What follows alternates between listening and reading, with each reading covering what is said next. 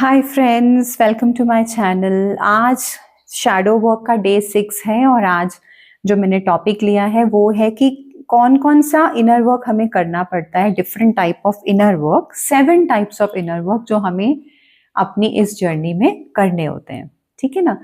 तो ये एक बहुत ही ब्यूटीफुल जर्नी है जो मैं आपको ये बताना चाहती हूँ कि अगर आप चाहते हैं अपने मैस्कुलिन को मैनिफेस्ट करना, अपने डीएम को मैनिफेस्ट करना, तो आपको पहले खुद ट्रांसफॉर्मेशन से गुजरना पड़ेगा। आपको खुद अपने आप को इतना ट्रांसफॉर्म करना है कि आपका जो मैस्कुलिन है, जो आपका डिवाइन काउंटर पार्ट है, वो खुद ही आपकी लाइफ में स्मूथली आ जाए। आपको उसका ना चेस करना पड़े, ना उसको आपको कोई कन्विंसिंग चाहिए वहां पे कि आप कन्विंस करो उसको कि भाई आप मेरी लाइफ में आओ। वो जरूरत ही नहीं पड़ती है, क्योंकि जब आप अपने इनर वर्क कंप्लीट कर लेते हैं तो ऑटोमेटिकली ही आपका यूनियन गॉड क्रिएट करते हैं। ठीक है ना। तो जो पहला इनर वर्क है वो है मूलाधार चक्र से रिलेटेड। और इसमें क्या होता है कि मूलाधार चक्र मतलब स्केर्सिटी, जहां जो जो भी आपकी लाइफ में लैक है, उस लैक को जब हम हील करते हैं, जब हम उस लैक को फुलफिलमेंट में लेके आते हैं, मतलब जो भी आपकी लाइफ में कमियां हैं, जब आप उनके ऊपर विजय पा लेते हैं, तो आप सोचिए कि आपका मूलाधार जो चक्र होता है वो हील हो गया और वो एक्टिवेट हो गया। अब इसमें लैक हो सकता है, फाइनेंशियल लैक हो सकता है, लव की कमी हो सकती है, रिलेशनशिप्स की कमी हो सकती है, कोई भी हो सकती है। तो उसको ही, उस पे ही विजय पाना होता है मूलाधार चक्र के लिए इनर वर्क। और वो हम कैसे कर सकते हैं, इसके लिए आपको पता है कि बहुत सारी साधनाएं हैं, मंत्र जाप है, मेडिटेशंस है, and then inner child healing है, सबकॉन्शियस माइंड रीप्रोग्रामिंग है और शैडो वर्क है। बहुत सारी चीजें होती हैं, आपको जैसे पता ही है, यूट्यूब पे आपने बहुत सुना होगा कि क्या क्या आप कर सकते हैं इनर वर्क में। तो पहला जो है वो मूलाधार चक्र से रिलेटेड है, दैट इज अपनी जो भी कमियां हैं उस पे विजय पाना, स्केर्सिटी कॉन्शियसनेस से बाहर निकलना, ओके, लैक कॉन्शियसनेस से बाहर आना। Now the second inner work जो है वो सेक्रल चक्र से रिलेटेड है और वो होता है अपनी क्रिएटिविटी को ऑनर करना। जो भी आपके नेचुरल गिफ्ट्स हैं, या जो भी आपने बचपन में, कोई हो सकता है आपकी हॉबीज रही हो और आपने वो छोड़ दिया हो करना, क्योंकि आप हम लोग उसमें आ जाते हैं कि भाई हमें जॉब करना है, पैसा कमाना है, तो हम अपनी क्रिएटिव साइड को कहीं छोड़ देते हैं। बट शक्ति क्या है? शक्ति तो खुद ही एक क्रिएटिव फोर्स होती है ना। तो इसीलिए अगर आप अपनी क्रिएटिविटी को फ्लो होने देते हैं, अगर आप अपने नेचुरल गिफ्ट्स को एक्सप्लोर करते हैं और उनके ऊपर काम करते हैं, तो शक्ति की जो मूवमेंट होती है अंदर, वो ओपन अप होती है। आपका जो सेक्रल चक्र होता है वो हील होता है। ओके। तो जो इनर, जो हमारी जो फीमेल एनर्जी है, फेमिनिन एनर्जी है, वो आपको पता है जैसे कि एक स्पिरिचुअल एनर्जी होती है। जो मैस्कुलिन एनर्जी होती है वो बहुत ही मटेरियलिस्टिक एनर्जी होती है। तो जब आप अपनी क्रिएटिविटी पे काम करते हैं, आप अपनी स्पिरिचुअल ग्रोथ के ऊपर काम करते हैं। नहीं तो आप भी मटेरियलिस्टिक उसमें पड़े रहेंगे और जो मैस्कुलिन है वो तो है ही है उसमें, तो दोनों ही मटेरियलिस्टिक हो जाएंगे, जो हमें नहीं चाहिए। एक जो ट्विन होता है वो स्पिरिचुअली अवेकन होता है, स्पिरिचुअली मोर इंक्लाइंड होता है, और ज्यादातर केसेस में वो फेमिनिन एनर्जी ही होती है। तो अपनी क्रिएटिविटी पे काम करना, अपने नेचुरल गिफ्ट्स को निखारना, अपनी हॉबीज को टाइम देना, ये होता है अपने सेक्रल चक्र को हील करने का प्रोसेस। ओके। फिर आता है आपका सोलर प्लेक्सिस। अब सोलर प्लेक्सिस क्या है? सोलर प्लेक्सिस हमारा हेल्थ है, हमारा गट होता है ये। तो जितनी भी आपके हेल्थ के इश्यूज होते हैं, जितने भी आपके जो भी आप पास्ट लाइफ भी अपने ट्रॉमास या कर्मास आप कैरी करके रहे हैं, और आपकी जो फिजिकल हेल्थ खराब होती है, वो सारा आपका सोलर प्लेक्सिस पे डिपेंड करता है।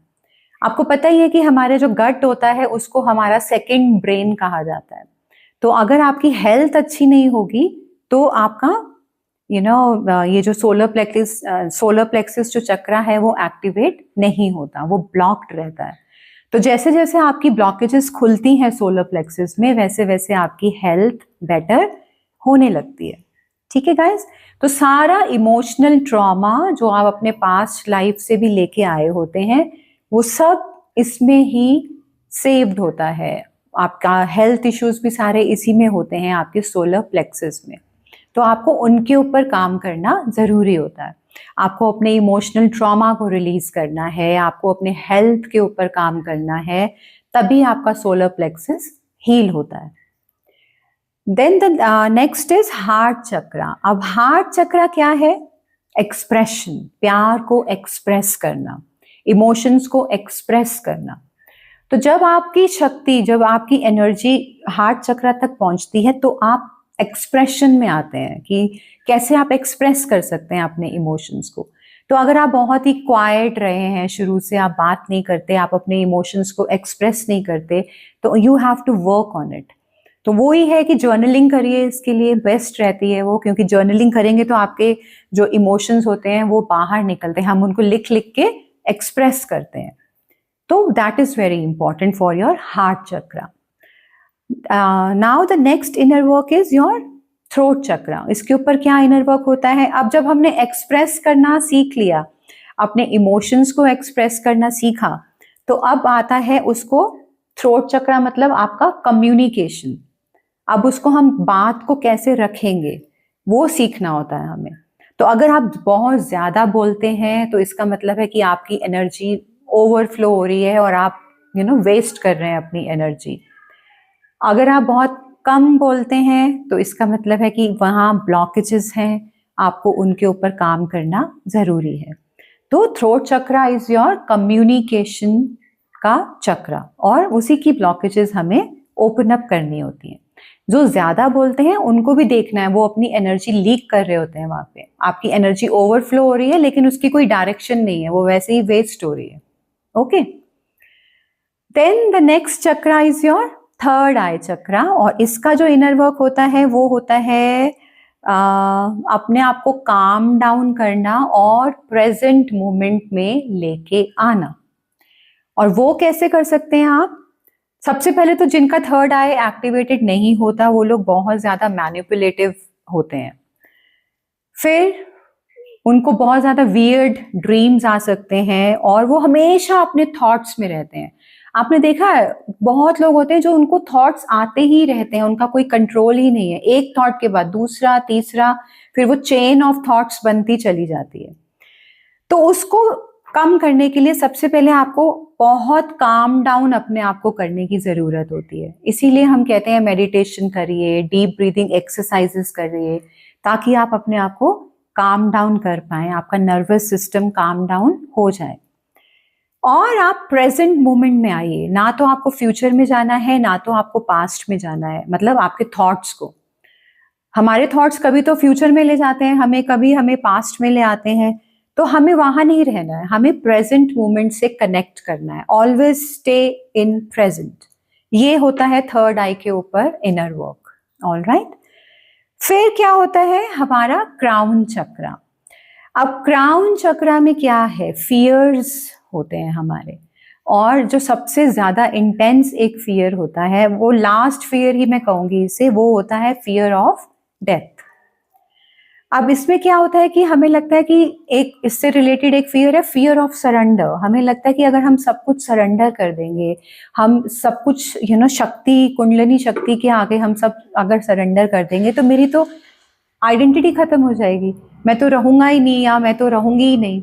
तो वो जो एक फियर होता है ना, वो एक बहुत इंटेंस फियर होता है। इसी को तो ईगो डेथ कहते हैं हम लोग, क्योंकि हम लोग बहुत ही फियर में आ जाते हैं कि भाई मेरे तो एग्जिस्टेंस ही खत्म हो जाएगी अगर मैं अपना सारा, जो मेरी सारी बागडोर है वो मैं अगर कुंडलिनी शक्ति के हाथ में दे दूं, मैं उसको सरेंडर कर दूं सब कुछ, तो मेरा तो कुछ रहा ही नहीं, मेरा तो सब खत्म हो गया।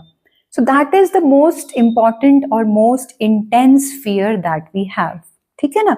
तो इसको जब आप सर पास कर लेते हैं, जब आप इस फियर से भी बाहर निकल आते हैं, आप टोटली सरेंडर्ड हो जाते हैं, तब आपका जो क्राउन चक्रा है वो ओपन अप होता है और वो लोटस की, एक ऐसे लोटस की शेप जैसे होती है ना, लोटस की शेप में ओपन अप होता है और वहां से आपकी जो शक्ति है, कुंडलिनी शक्ति, माँ शक्ति, वो बाहर आती हैं वहां से वो, क्योंकि पूरा चैनल आपका ओपन हो गया, सारे चक्रास आपके ओपन हो रहे हैं, तो यहाँ से जब क्राउन चक्रा भी आपका ओपन होता है तो आपका वो चैनल खुलता है। अब यहाँ है हमारे शिव, क्राउन चक्रा से ऊपर यहाँ इधर होते हैं शिव। तो जब शक्ति बाहर निकलती हैं यहाँ से लोटस की फॉर्म में, जब वो ओपन होके बाहर आती हैं, तो शिव और शक्ति का जो मिलन होता है उसी को हम कहते हैं स्पिरिचुअल यूनियन, जिसे हम इनर यूनियन भी कहते हैं, जिसे हम ये कहते हैं कि अंदर आपने अपने दोनों एनर्जीज को बैलेंस कर लिया। तो ये एक पूरा प्रोसेस है जो मैंने आपको बताया। ये ही 7 इनर वर्क होते हैं 7 चक्रा से रिलेटेड, जो हमें करने बहुत ही इंपॉर्टेंट होते हैं। एंड माइंड यू गाइस, ये कोई इजी जर्नी नहीं है, ये आपको पता ही है। ये बहुत ही I would say not tough, I would say tough तो खैर है ही है, लेकिन बहुत ही इंटेंस जर्नी है जिसमें आपको डेडिकेटेडली काम करना बहुत जरूरी है। अगर आप सच में इस जर्नी में हैं और आप सच में चाहते हैं कि आप यूनियन में आए, तो स्पिरिचुअल यूनियन में आना, इनर शक्ति, अपनी inner divine feminine and masculine को मर्ज करना, वो ज्यादा इंपॉर्टेंट है। आप कितने जन्मों से यहाँ पे आ रहे हैं और आप अभी तक अपनी स्पिरिचुअल यूनियन में नहीं आए हैं, इसीलिए तो हम बार बार आते हैं। लेकिन जिस जन्म में हम इनको मर्ज कर लेंगे आपस में, तो आप मानिए कि वो आपका लास्ट बर्थ ही होता है, ठीक है ना। और इसमें क्या होता है कि फिजिकल यूनियन तो फिर एक बहुत ही बाय प्रोडक्ट है उसका, वो तो होगा ही होगा। जो टफ होता है वो होता है इनर यूनियन को अचीव करना, स्पिरिचुअल यूनियन को अचीव करना। फिजिकल यूनियन को अचीव करना टफ नहीं है, स्पिरिचुअल यूनियन को अचीव करना टफ है, क्योंकि हम अपने चक्रास को ही अलाइनमेंट में नहीं ला पाते हैं, क्योंकि हम थक जाते हैं या हम कंफ्यूज हो जाते हैं या हम भटकते रहते हैं, हम बहुत टाइम वेस्ट करते हैं अपना, तो हम डेडिकेटेडली अपने ऊपर काम नहीं करते ना, इसीलिए तो टफ लगती है हमें ये जर्नी। अगर आप डेडिकेटेडली अपने ऊपर काम करेंगे, कंसिस्टेंटली अपने ऊपर काम करेंगे, तो आप सबसे पहले स्पिरिचुअल यूनियन में आते हैं, ठीक है ना। अंदर जब मर्ज होता है शिव एंड शक्ति का, और वो ही सबसे इंपॉर्टेंट होता है। Physical union will follow. All right, चलिए अब तो ये आपको क्लियर हो गया। आई होप कि मैंने बहुत ही इजी लैंग्वेज में समझाया है, आई होप क्लियर होना चाहिए। और जैसे मैंने बताया कि किस किस तरीके से आप इनर वर्क कर सकते हैं, एक तो जो मैं कराती हूँ, inner child healing, shadow work and subconscious mind reprogramming, meditation, then journaling, then आप अपने तरीके से जैसे करते हैं, साधना करते हैं या चक्रा बैलेंसिंग करते हैं या मंत्र जाप करते हैं, वो भी सब इंक्लूडेड होता है इनर वर्क में। ऑल राइट, तो यही तरीका होता है इनर वर्क करने का। लेकिन साथ में हमें एक्शंस लेने भी जरूरी हैं, क्योंकि जब आप एक्शन नहीं लेंगे, जैसे फाइनेंशियली अगर आपको इंडिपेंडेंट होना है तो एक्शन तो लेना ही पड़ेगा ना, उसके लिए जॉब भी करना ही पड़ेगा, पैसा तो कमाना ही पड़ेगा, तो एक्शन लेने भी इंपॉर्टेंट होते हैं, अलाइंड एक्शंस लेने इंपॉर्टेंट होते हैं। ऑल राइट, अंदर ही अंदर काम तो हम कर रहे हैं, लेकिन अगर हम आउटर वर्ल्ड में एक्शन नहीं लेंगे तो वो कंप्लीट नहीं होता ना आपका इनर वर्क। तो कई बार हम वहां पे भी चूक जाते हैं कि हम इनर वर्क तो कर रहे हैं, लेकिन हम आउटर एक्शंस लेने भूल जाते हैं या लेते नहीं हैं या लेजी हो जाते हैं। तो हर चीज पे काम करना मस्ट होता है। माइंड, बॉडी एंड सोल, तीनों जगह पे काम होना जरूरी है। ऑल राइट, तो चलिए आज का जो आपका शैडो वर्क है डे 6, उसका टॉपिक है आज शेम, और शेम होता है शर्म, और ये है कि what part of my self do I hide, ऐसा कौन सा पार्ट है आपका कि जो आप दुनिया से छुपाते हैं क्योंकि आपको शर्म आती है, आपको एम्बैरेसमेंट लगती है, तो वो लिखना है आपको। And the second point is why do I think it is not accepted, कि मुझे ऐसा क्यों लगता है कि मेरा वो वाला पार्ट जो है वो एक्सेप्टेड नहीं है या लोग उसको एक्सेप्ट नहीं करेंगे। क्यों आपको ऐसी फीलिंग आती है, आपको क्यों उसके अराउंड इतना शर्म, इतनी एम्बैरेसमेंट, इतना एक लो फील करते हैं आप उसके लिए, वो जानना बहुत जरूरी है, ताकि आपने जो अपना पार्ट छुपाया हुआ है, हाइड किया हुआ है, उसको आप हील कर सकें और अपने अंदर मर्ज कर सकें हील करने के बाद। ठीक है guys, take care, bye bye.